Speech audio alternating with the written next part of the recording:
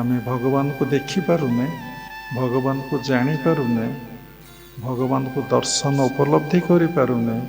ସେଇ ଅନସିନ୍ ଅଦୃଷ୍ଟ, ଯାହାକୁ ଆମେ ଦୃଷ୍ଟ ଦେଖିପାରୁନେ, ସେଇ ଅଦୃଷ୍ଟ, ସେଇ ଅନସିନ୍ ବିଭିନ୍ନ ଫର୍ମ ମାଧ୍ୟମରେ ବିଭିନ୍ନ ପ୍ରକାରରେ ଆମର ଯେ ସେବା କରୁଛି ଆମେ ବୁଝିପାରୁନେ। ବିଭିନ୍ନ ପ୍ରକାର ସେବା ସେ ଆମର କରୁଛନ୍ତି।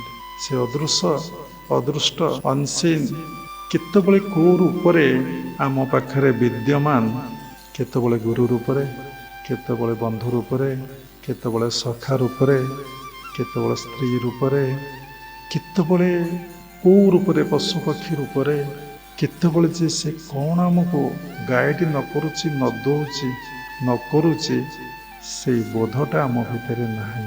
ସେ ପ୍ରତ୍ୟେକଟି ମୁହୂର୍ତ୍ତରେ ଆମ ପାଖରେ ଛିଡ଼ା ହେଉଛନ୍ତି।